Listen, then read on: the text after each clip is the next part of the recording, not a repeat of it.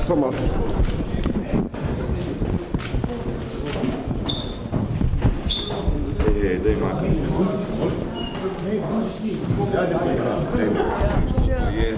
Naše mnenje o predstavljenih dokumentih.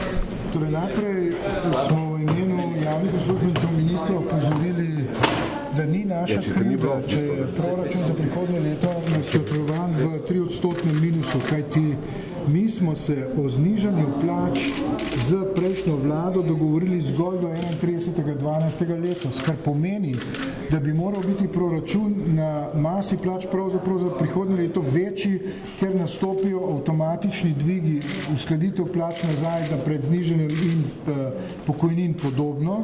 In zato seveda tega argumenta, da je to že prejšnja vlada naredila, ne sprejemamo. Ne? In smo ponovno povedali, da zavračamo dodatne ukrepe pri plačah. Drugo, kar smo upozorili, to bi rad še posebej povedal, da so tisti ukrepi, ki jih je vlada predstavila kot ukrepe v proračunu leta 2015, ki pa niso del pogajanj. To so recimo dodatna obvezna pokojninska zavarovanja, nekatere projekti, ki tečejo na policiji, recimo kot je varovanje premoženja in še nekateri drugi, ki se zdaj ukinjajo, pa tudi na področju kulture znižanje za programe, to se pravi za gledališča, za vse, in na področju izobraževanja, kjer se normativi znižujejo, povečujejo, se upravičujejo, kar pomeni, da bo odpuščanje. To je pa minister Mramor posebej upozoril, da ne bodo odpuščali, čeprav v temu očitno povsem drugače. Iz tega naslova zvišanja normativov bo prišlo do odpuščanja. In to nekaterih najbolj občutljivih skupin, kot so čistilke, hišniki, računovodje, tajnice, kuharce in podobno. Skratka, to smo upozorili, da mora to postati predmet pogajanj, ker sicer bomo padli pod raven, ki je bila vzpostavljena že v letu 2012 za vlado, ki je bila najbolj, bom rekel, iracionalna pri zniževanju stroškov javnega sektorja. Smo objavili dogovor, da bodo normativi v soglasju s socialnimi partnerji spremenjeni. Je dal minister kakšen signal, da bi lahko se kaj v proračunu za 2015 spremenilo glede mase za plače v javnem sektorju? Ne. Gospod minister za finance, namreč, ker jih je bilo nekaj danes tukaj, je preprosto vztrajal pri tem predlogu in danes ni bilo okolje za pogajanje. Pravzaprav je zgolj prišel pojasniti, zakaj je temu tako, kot je. Mi smo te predloge seveda ponovno upozorili, da jih ne moremo imeti javnih uslužbencev sprejeti. Kaj bi pa vi naredili, ker so preprosto zmanjkuje denarja, zadolžujemo se za tekočo porabo, zdaj ste proti s temu, da se znižajo plače? Ne zadolžujemo se za tekočo porabo, to vprašanje vi vedno postavite, pa se nekako ne pustite dopovedati. Da je naš ključen problem so dolgovi 1,2 milijarde na leto, ki so nastali v zasebnem sektorju, ker so se podjetja v času velike rasti 2004-2008 zadolžila čez glavo in niso mogla več vračati tega, zato je bilo treba dokapitalizirati banke, ker niso dobile vrnenih dolgov. 5,22 Največji strošek so dolgovi zasebnega sektorja, ki so se socializirali. Se boste jutri pogajali o dodatnih varčevalnih ukrepih ali ne, ste a priori zavračate te dodatne varčevalne ukrepe? Ne, sej morda minister niti ni dobro razumel, kako pogajanja tečejo, ampak vlada je dala predlog, mi smo dali proti predlog in pogajanja se začnejo šele jutri. To se pravi, ko bo vlada prišla s prvim približevalnim predlogom, ker na vrsti jutri bomo pravzaprav šele realno lahko ocenili situacijo, v kateri smo. Torej, ali smo v polju pogajanj ali ostajamo na svojih izhodiščnih pozicijah. Časa je malo, zato je odgovorna predvsem vlada, ki je več kot en mesec odlašala začetkom pogajanj, potem pa je tudi minister, kot ste danes slišali od vseh kolegov in kolegic, z nekaj zelo nespretnimi, nekaterimi pa tudi zelo žaljivimi izjavami, da javni uslužbenci in službenke nismo še nič prispevali k ureditvi razmer po 6 aneksih in več kot milijarde znižanju stroškov, je bilo to pač izrazito žaljivo in problematično za javne uslužbence. Zahtevali smo tudi upravičilo gospodu ministru. Lahko sam ta vaš predlog predstavite tako? Pač rekli ste, minister je predstavil predlog, ste ga povzel zdaj tle, kakšen je vaš predlog? Naš predlog je znan in sem ga že nekajkrat ponovil, ampak prav za vas posebej.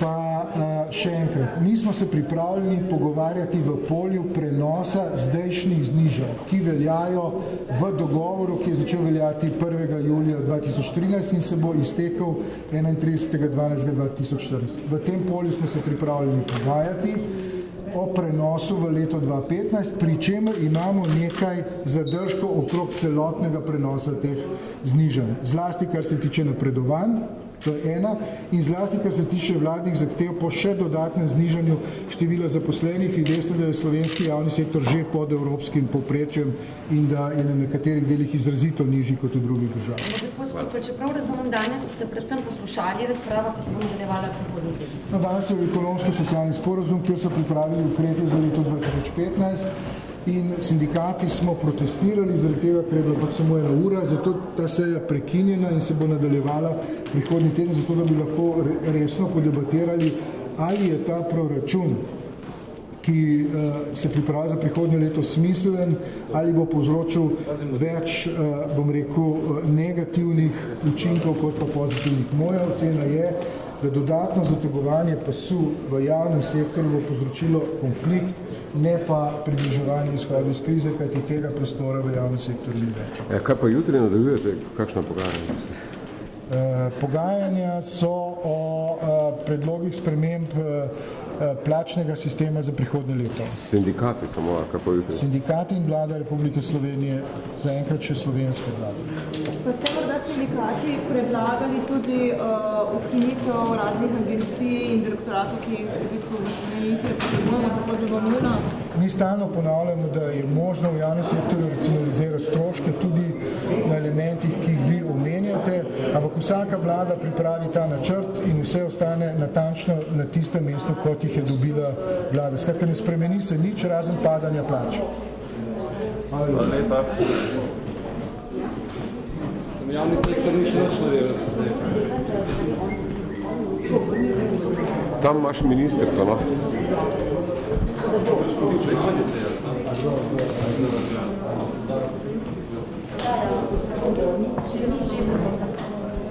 Imaš izjavo tam, ne?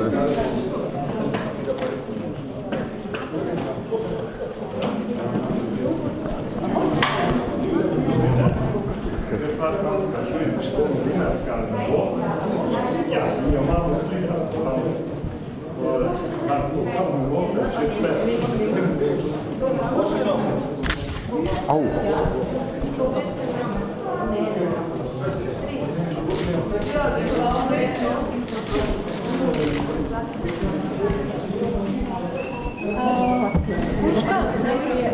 A ja me želela za študentsko delo, me želela.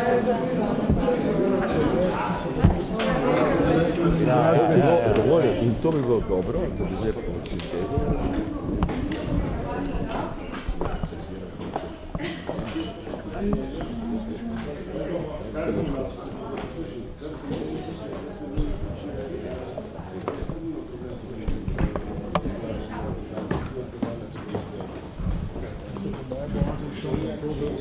Adam Miško, Bruno? No.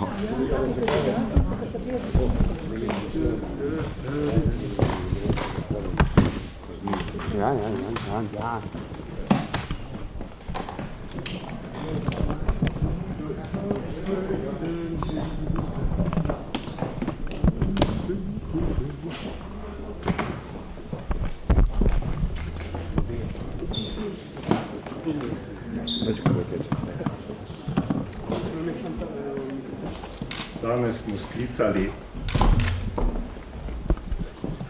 Danes smo sklicali to tiskovno konferenco, ker je nam minister za finance, gospod Mramor, predstavil ukrepe oziroma rebalans proračuna za 2014 ter za 2015 in seveda tudi ukrepe za uravnoteženje proračuna.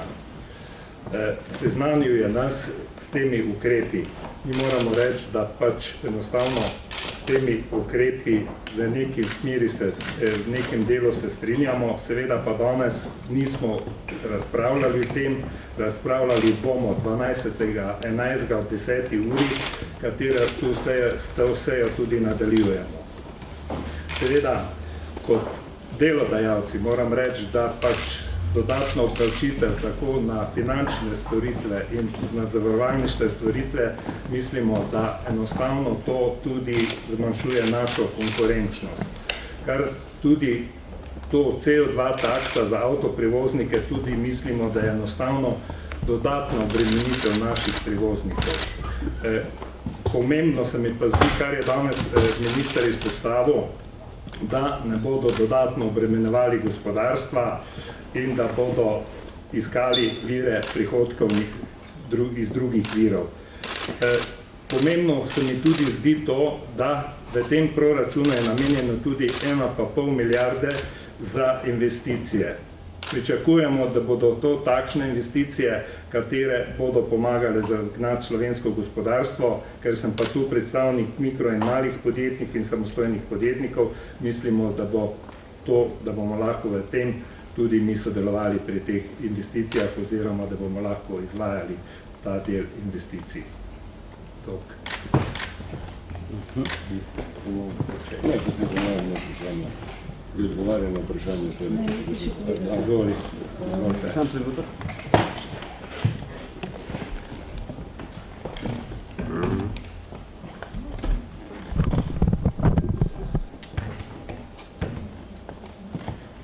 Dan, sem Andreja Foje, izvršna sekretarka na Zvezi svobodnih sindikatov Slovenije.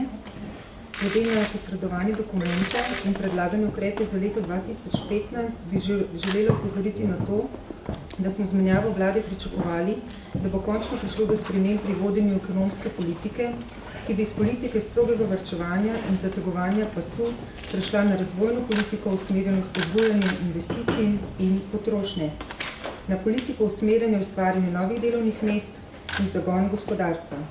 Žal pa smo spet na istem, nadaljuje se politika varčevanja, zniževanja plač in zategovanja pasu. V Zvezi svobodnih sindikatov ne pristajamo na nadaljnje zniževanje plač. Čas je, da se k vprašanju varčevanja v sektorju država pristopi sistemsko, ne pa kar na pamet in počez. Še vedno se jemlje vsem, s čimer se dela še večja uravnilovka, s tem, da je za Slovenijo že tako ali tako značilna velika zgoščenost zaposlenih na spodnjem delu plačne distribucije. Zaradi politike plač, ki se vodi v tej državi, bomo kmalu vsi zaposleni na minimalni plači. Namesto, da bi pregledali, kje so anomalije v plačnem sistemu, kdo neupravičeno izstopa, se po teoriji najmanjšega napora raje posega v plače in dodatke. Dejstvo je, da vojakom, gasilcem in medicinskim sestram ni več kaj vzeti, saj so že vsi brez dodatkov na minimalnih plačah. Prav tako je neverjetno, da potem od teh zaposlenih še zahtevajo in pričakujejo produktivnost in učinkovitost. Vem, da je bilo že velikokrat povedano, vendar je treba ponovno poudariti, da se zategovanjem pasu ne bo pospešilo gospodarske rasti in zaposlovanja, prav tako pa tudi uresničitev številnih razvojnih projektov bo vedno bolj nedosegljiva. Dovolj je bilo odrekanja za tako imenovani boljši jutri. Dejstvo je, da se izgube zaradi zniževanja plač ne bodo nikoli več povrnile. Te znižene plače pa pomenijo tudi nizke pokojnine jutri in nižji standard gospodinjstev. Želim poudariti, da so v Belgiji izračunali, da enkratna neuskladitev minimalne plače za inflacijo za tega zaposlenega pomeni izgubo v višini 10.000 evrov. Zanima me, ali je vlada pripravila, kolikšno so izgube zaposlenih, kakšne izračune, kolikšne so izgube zaposlenih v Sloveniji. V sedaj 2/3 vseh zaposlenih v Sloveniji prejema plačo nižjo od slovenskega povprečja, 50% pa manj kot 1311 evrov bruto oziroma 893 evrov neto. Zavedati se je potrebno, da smo priča realnemu zniževanju plač že zadnje 4 leta, v sektorju država pa je bilo to znižanje še večje kot v javnem sektorju.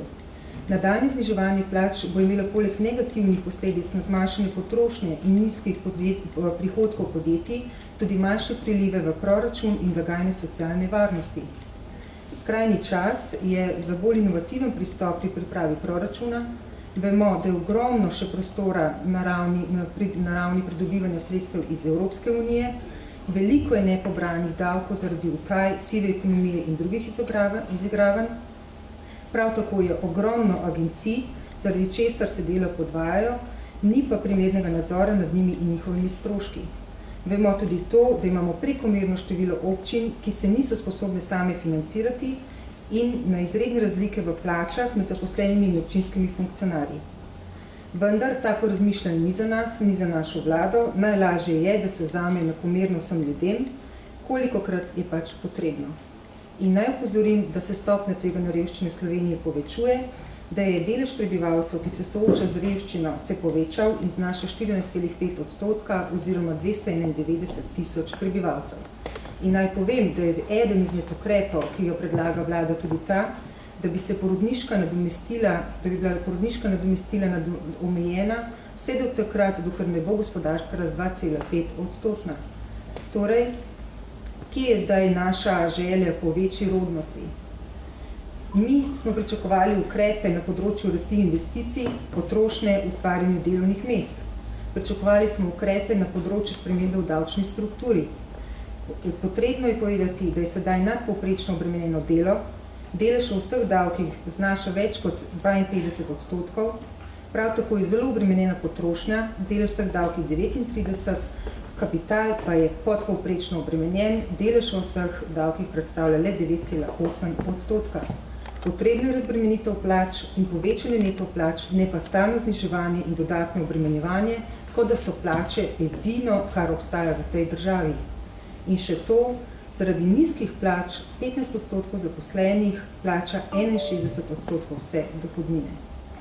In menim, da taki ukrepi ne vodijo iz krize in ne bojo prinesli nič dobrega ne za Slovenijo, ne za slovensko prebivalstvo. Hvala. Še jaz bi nekaj dodal. Danes se pogovarjamo o rebalansu proračunu za leto 2015. Minister Mramor je izredno jasno in izrecno povedal, da je to tisto, kar lahko storimo glede na stanje gospodarstva, glede na investicijske možnosti iz tujine in glede na to, da je proračun in javna potrošnja v soodvisnosti tudi do zadolževanja v tujini, pa tudi obrestne mere. Zato mislim, da je sila pomembna, da jasno in glasno povemo, da gospodarstvo ne bo zdržalo dodatne obremenitve. Tu se s kolegico Poje tudi strinjam, da je breme oziroma obremenitev dela oziroma plač previsoka. To se kaže kakorkoli že tudi v gospodarstvu, saj so neto plače v primerjavi z bruto plačami nesorazmerne. To pomeni seveda tudi manjšo možnost zaposlovanja, ker je strošek delodajalca, ne glede na to, iz katerega dela piše na plačilnem listu, tak, da delavec na koncu dobi seveda neto plačo. Po drugi strani pa je treba popolnoma jasno povedati, da smo žal v situaciji omejene suverenosti, da smo nesuvereni v monetarni politiki, da smo nesuvereni tudi že v fiskalni politiki in tudi v proračunski politiki. Zato bo pač treba najti neke rešitve in se bojim, da če bo dodatno kolabiralo gospodarstvo, govorim o realnem gospodarstvu, potem ne bo dobro niti za proračun, niti za socialne transfere, niti za socialno državo. Nekatere predlogi po našem mnenju niso ustrezni, predvsem imam v mislih ekološke, dodatno obremenitev ekoloških zadev. Gre za opozorilo, da nekatera naša industrija, kot je jeklarska in podobno, je obremenjena preveč in glede na to, da je ta del industrije v globalni krizi, se lahko zgodi, da se bo nekaj teh delodajalcev, ki ne zaposlujejo zanemarljivo število ljudi, sesulo same vase, kar pomeni še dodatno brezposelnost in seveda posredno tudi zmanjšano privatno porabo. Pa vendar mislim, da je 12. tisti datum, ko se bomo konkretneje pogovarjali o ukrepih. Mislim tudi, da je zelo pomembno, glede na to, da je velika želja po sprejemu socialnega sporazuma, da bomo zelo jasno ugotovili, kakšne so možnosti tega socialnega sporazuma, glede na to, da je očitno determiniran tudi že proračun Republike Slovenije in bomo morali najti, kakšne možnosti sploh lahko socialni partneri uveljavljamo za rast gospodarstva in za povečano brezposelnost. Hvala lepa. Zmanjšano brezposelnost, se upravičujem. Če še lahko jaz nekaj dodam, zdaj bom pa govoril kot podjetnik. Mislim, da se resnično še vsi ne zavedajo resnosti gospodarskega položaja v Republiki Sloveniji. Obrtniki, podjetniki, predvsem mali, dejansko delujemo že na robu preživetja. Delujemo samo to, da še imamo svoje podjetja pri življenju. Seveda si želimo zaposlovati, ampak pri teh obremenitvah in dodatnih obremenitvah, verjemte mi, ne bomo konkurenčni na tujih trgih. Ne bomo, ker smo že zdaj predragi. Predraga je delovna sila. Ne govorim to, kar je kolegica govorila, da je treba delavcem zmanjšati plačati. Jaz sem za to, da je delavcem treba povečati plačati.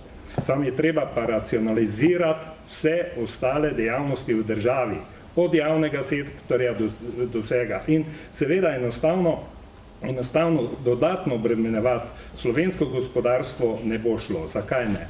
Zato, ker obrtniki, podjetniki ne bodo zaposlovali. Po temi pogoji ne. Socialno državo, pa še enkrat, bomo imeli tedaj, ko bomo imeli večji del ljudi zaposlenih. Ne, da jih bomo imeli večji del ljudi na borzi dela. S tem jim tudi tem ljudem nekako ne dajemo tisto, da so potrebni državi. Ti ljudje morajo imeti zaposlitev, morajo imeti delo, da lahko vzdržujejo svoje družine in tudi sam sebe, da imajo neko svoj jaz, če želite. Na takimi pogoji, kot je pa zdaj zasnovano, da še dodatno obremenimo slovensko gospodarstvo, verjemite, ne bo šlo. Mi smo proti zniževanju plač. Smo se razumeli, pa neto plačah. Ja, govorimo o neto plačah, ja. Še ima kdo želi kakšno vprašanje?